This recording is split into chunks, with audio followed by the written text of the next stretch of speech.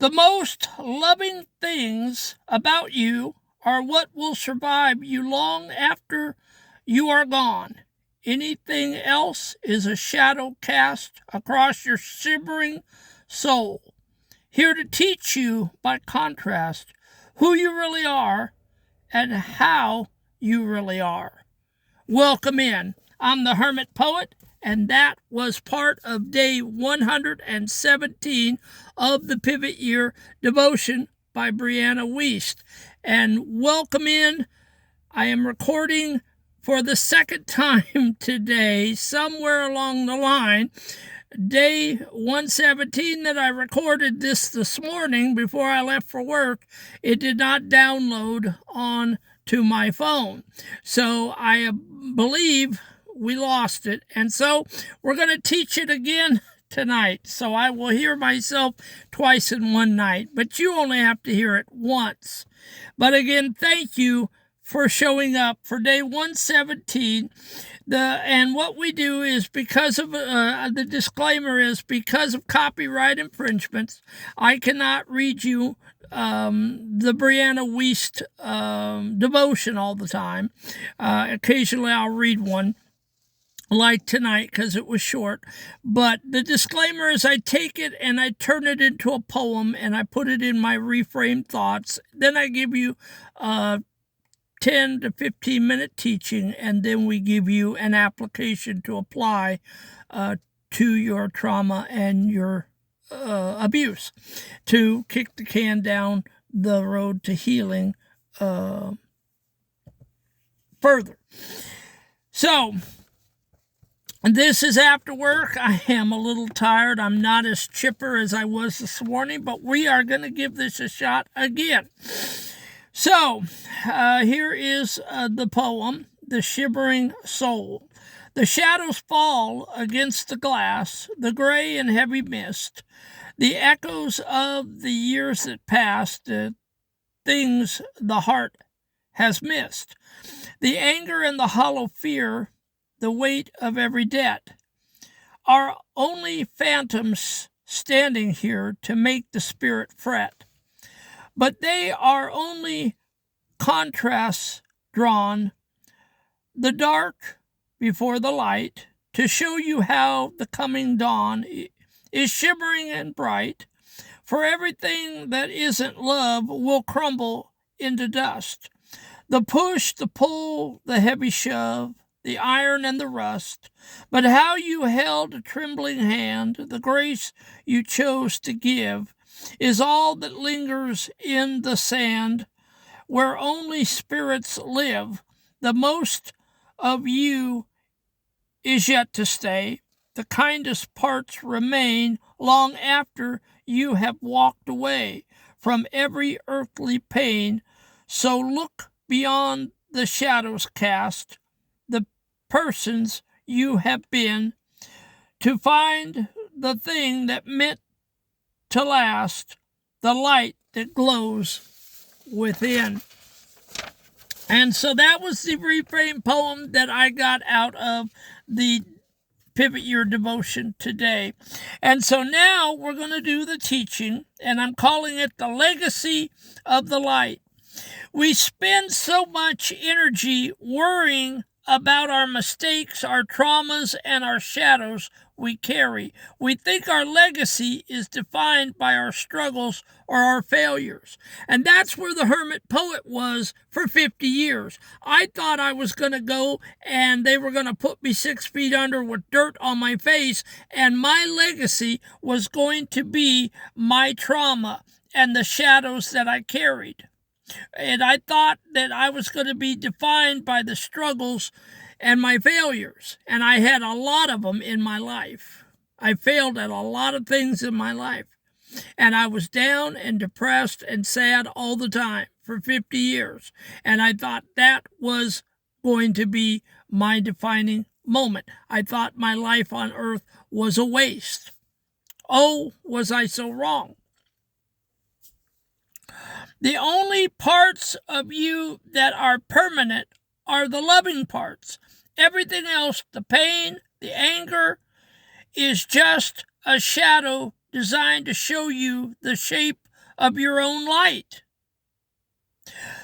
To a 12-year-old, the 144-hour work weeks is just a shadow designed to show you the shape of, to a 12-year-old, this is knowing that the bad days don't define who you are. To a 55-plus student, this is the realization that your trauma ministry, my trauma ministry, isn't about the trauma, it's about the love that survived it. Okay? And so, for the 12-year-old, this is knowing that the bad days don't define who you are. When you have a bad day and you're triggering or you're having depressive thoughts or you're just not feeling it and you're feeling funky-dunky, well, the bad days don't define who you are. Okay? And so you cannot continuously let those bad feelings label you. Okay? Psychologically, it's not good mentally in your mind to constantly label yourself on these bad days. It's not productive. And when you're looking for your goals and visions and dreams of what you want to accomplish with your life, remember, it isn't about your trauma, it's about the love that has survived it. Once you get over your trauma and abuse and you're past it, it's the love that never died in my life. I still had a loving spirit. No matter how much I was getting the left and the right thrown at me, I still had a loving side to me. The purpose of the shadow. Anything else is a shadow cast here to teach you, by contrast, who you really are. Okay? Those trials that I went through were teaching me. God was letting me go through this. He was teaching me who I really was inside. And I was learning that I had much more inside of me than I ever realized that I could withstand. You know, I was getting sucker punched left and right from 3 weeks of age almost until I was 40 years of age, and pretty much all of my family had passed. That's a very long time to constantly get the left and the right and the left and the right and still make it out alive. But not one time did I ever give up. Did I ever get in the floor and trigger? Yes, this hermit poet cried a lot. And I cried, and I would ask God, why? What have I done in my life that's so bad that I have to go through all this? And there were times that it got bad, real bad. And then we've talked about the fact that in 2010, up in Atlanta, Georgia, up on I-75 in a Motel 6, this hermit poet had come to the point where he didn't want to live no more. And if I had had any way to do it, I would have done it. I would have exited this planet. So I know what you're going through, and I know how you feel, because the hermit poet has felt like this for a very long time.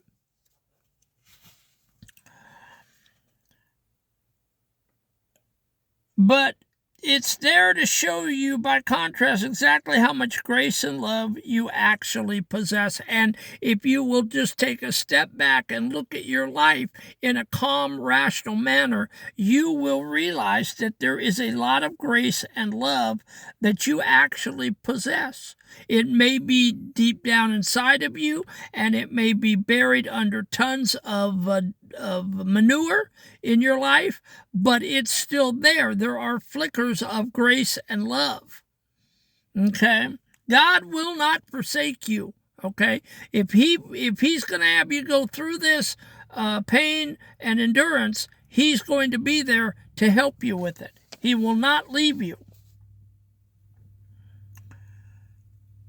The most loving things are about you, the most loving things about you are what will survive you long after you are gone. People will talk about the positives about you. Okay? The positives will long outlast you. Think about refining metal. You put the ore in the furnace and all the impurities burn away. What's left is the gold. Your life is the furnace. Okay? The workaholic, the stress, the heart conditions, the temporary battles that I've been through, those were the impurities. The love you gave, the poems that I wrote to help other people heal, and the kindness that I show when people are hurting, that is the gold that stays in the crucible forever. But it took me a long time to realize that. I didn't realize that just overnight. It took a lot of work to get to that point. You don't have to wait until you are gone to be defined by love. Stop identifying with the shadows, okay? Come on, guys. This is a pull yourself up by your bootstraps community, okay? And so stop identifying with the shadows. It's too easy to lay down and die. You are not the victim of what happened to you. You are the shimmering soul that endured it.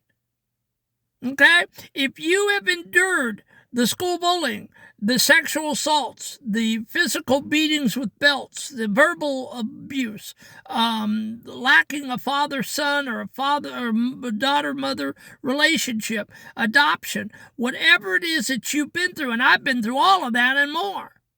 Okay? I'm not identifying with that anymore, with the shadows of my life, other than when I'm up here teaching and giving my testimony to you folks. I don't speak in those terms. Very rarely, God will bring somebody in my life and I will sit there and I will talk to them about what we've been through and what the Hermit Poets ministry is all about. But other than that, no, my days are positive now because I have gotten it all out in 600 poems on paper over a year. And so I am a different person. I have survived without drugs, alcohol, or counseling. And I don't recommend everyone do it like that, but that's the way God had me do it. Okay? All right. So you are not the victim of what happened to you. I am not the victim. You are the shimmering soul that endured it. We have endured and we have come through it. Start focusing on the parts of you that are meant to last. Okay, and that's what I'm doing with this ministry and these platforms and the 15,000 people that are following me. I am trying to spread a redemptive message that, yes, there is life on the other side of trauma. And you can use it in a positive way, thank God. Praise God that we don't have to die in our depression and our sadness. Okay? I know on TikTok, a lot of the shorts that come through my feed for some reason are parents that are showing sons that have committed suicide between the ages of 12 and 16. And I don't know those little kids, those boys, but I sit there and I weep for the parents and I weep for the boys to think that they took their own lives at 12 to 16 because no one could reach them. And that's what I'm trying to do here. I'm trying to reach people.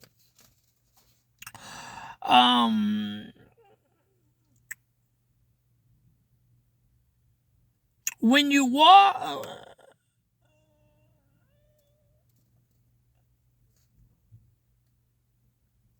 all right. So tonight I want you to stop looking at your shadows and start looking at the gold inside of you, the positive stuff inside of you. Before you go to sleep, identify 3 things about yourself that are pure love. Maybe it's your patience with a friend, your dedication to your children, or the way you still try to help people even when you are tired. Say to yourself The shadows are temporary, but my love is eternal. And then I want you to comment down in the box, and I'll comment back to you. I'm good about comments. I answer them. What is one loving thing about you that you want to be your permanent legacy? Let's focus on the shimmering parts tonight. All right. And that is the devotion for tonight. And so hopefully that helped you, and hopefully I brought it to you in a animated enough way. I try to get up here and I'm animated even when I'm tired because I don't want to be boring. We just got student 253. And I want to give a round of applause. We are back to student 253. We need 2 more students to make 255. So come on, guys. I need your help. Go out there and be missionaries and get your traumatized friends to push the subscribe and like button. We are trying to build a very large community here of people that are traumatized, okay?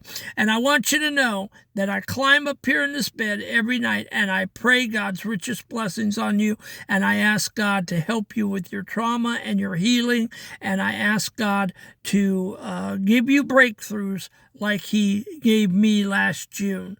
And I pray that you are coming every day closer to your healing if you've not already healed up. And again, these devotions are meant to be meat and potatoes and to be not exactly tough, but, you know, I'm not coddling people here because it doesn't do any good to coddle. I understand your pain and your heartache because that's where I was at a year ago. And I had to tough it out. And I don't want to go back. I don't ever want to trigger. I don't ever want to get in the floor. Not that I did, but I never want to be in that fetal position, because when you're in the fetal position, there is no way that you are making progress. You're just laying there having people console you. And that's not what this ministry is about. This ministry is helping you to get your life back and to get your joy back and to be able to move on and to be able to tell people that God helped you through it all. All right, guys, I will let you go. We held you just a little bit longer tonight, but God bless you, and I will see you tomorrow for day 118, and we will be talking about the ever-present home, or the speed of joy. The speed of joy. Have a great night. God bless.